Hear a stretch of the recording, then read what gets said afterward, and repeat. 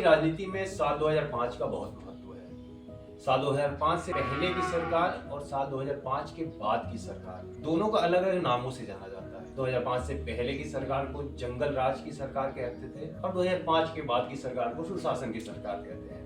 वहीं अगर लालू प्रसाद यादव के समर्थकों की बात की जाए तो वो कहते हैं कि वो सामाजिक न्याय की सरकार थी, और वहीं नीतीश कुमार के समर्थक कहते हैं कि साल 2005 के बाद की सरकार सुशासन की सरकार है। आज हम इन्हीं दावों पर बात करने के लिए हमारे साथ हैं विशाल विक्रम सिंह जी, राजनीतिक विश्लेषक हैं। इन्हीं मुद्दों पर हम बात करते हैं।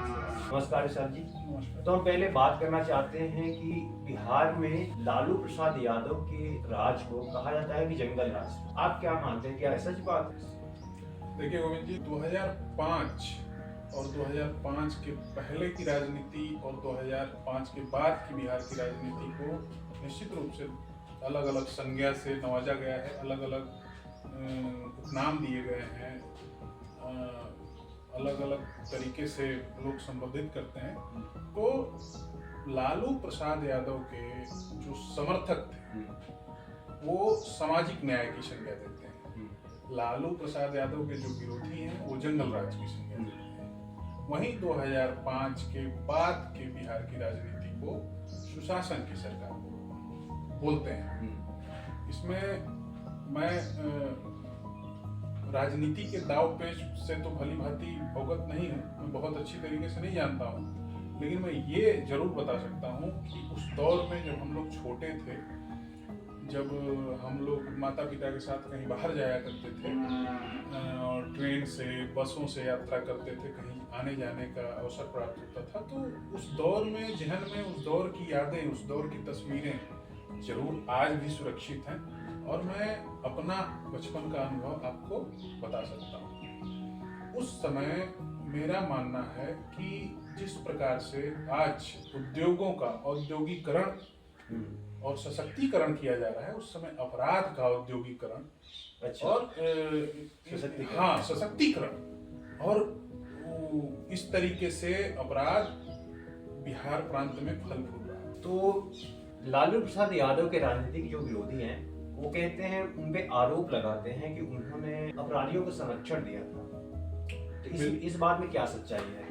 बिल्कुल, जिस प्रकार से अभी ताजा तरीन उदाहरण मैं बता दूं, पड़ोसी राज्य के मुख्यमंत्री योगी आदित्यनाथ जी जैसे कि बोलते हैं कि राज्य के जितने अपराधी थे, जितने बड़े बड़े राज्य के अपराधी थे, वो अपराध को अंजाम दे करके मुख्यमंत्री आवास पर जाते थे और मुख्यमंत्री उन्हें अप्रिशिएट करने के लिए, उनका प्रोत्साहन करने के लिए माल्यार्पण करके उनका स्वागत करते थे। योगी आदित्यनाथ जी का सुना होगा। तो निश्चित रूप से गोविंद जी, इसमें कोई संदेह नहीं है, कोई डाउट नहीं होना चाहिए। अगर आप राज्य के मुखिया हैं और आपके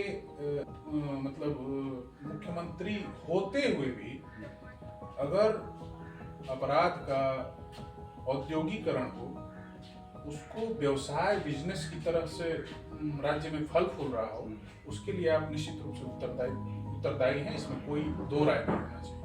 तो क्या लालू प्रसाद यादव से कहीं चूक हुई इस मामले में? बिल्कुल चूक हुई कह सकते हैं, क्योंकि अगर देखिए, राष्ट्रीय जनता दल MY समीकरण पे आज चलती आ रही थी, आज भी चल रही है।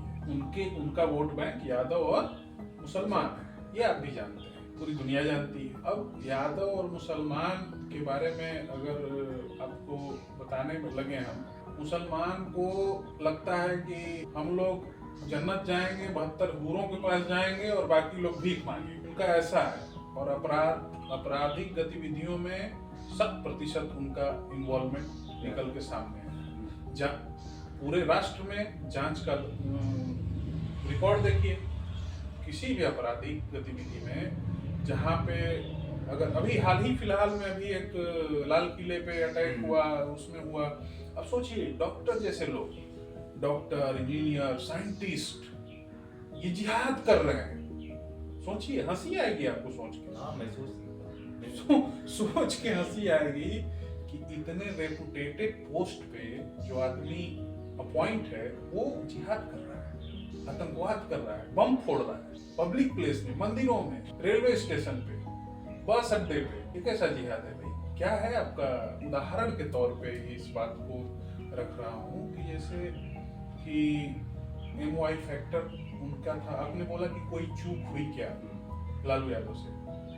कोई चूक नहीं है। आज देखिए आप, हर जाति का, हर संप्रदाय का नेता है, और उसका जब उसके लोग जब क्राइम करते हैं, उसके वोटर्स जब क्राइम करते हैं, उसके समर्थक जब क्राइम्स करते हैं, मुंह बंद हो जाता है जी। कोई भी बात नहीं निकलेगी, कोई स्टेटमेंट नहीं देगा। अगर वही विरोधी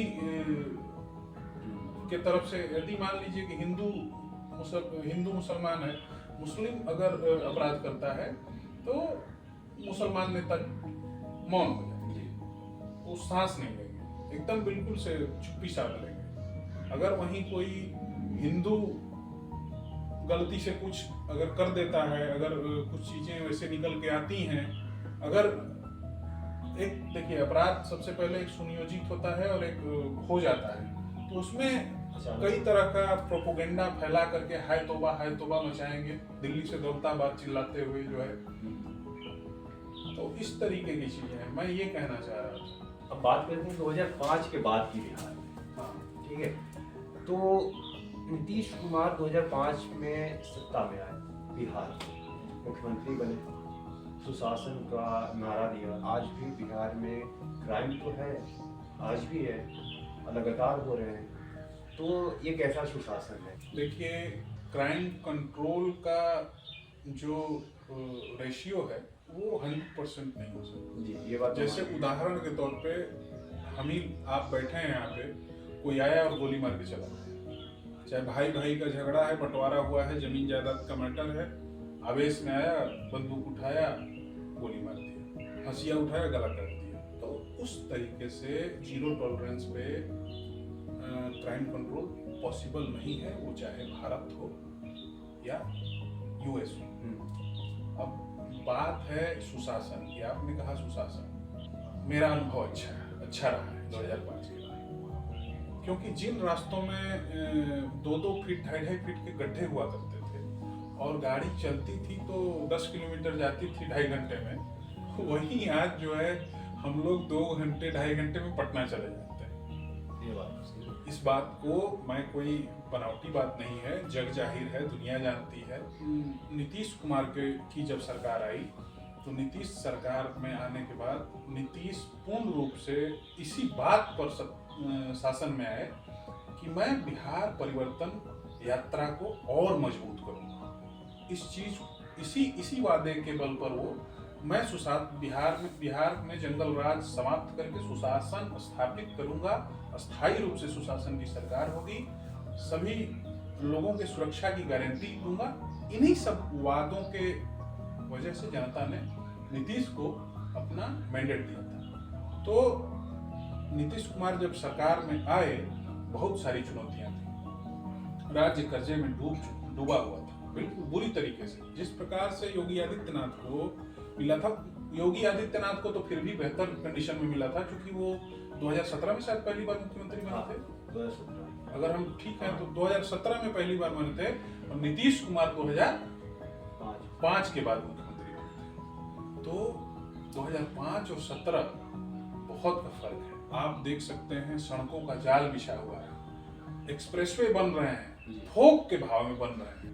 किसी गांव में चले जाइए, हर नीतीश कुमार का विश्वास, नीतीश कुमार का जो सुशासन है, नीतीश कुमार का जो आधारभूत सुविधाएं हैं, वो गांव तक पहुंची हैं, इसमें कोई दो राय नहीं है। नीतीश कुमार, आप अभी पॉलिटिकल सभी पार्टियों का अपना अपना एजेंडा होता है, सब लोग अपने अपने एजेंडे पे चुनाव लड़ते हैं। नीतीश कुमार और NDA की जो साझा एजेंडा है वो भी सबके सामने है। बेरोजगारी पे बिहार की जनता ने NDA और मतलब NDA गठबंधन को मैंडेट दिया है। तो बेरोजगारी पे दिया है, पलायन पे दिया है,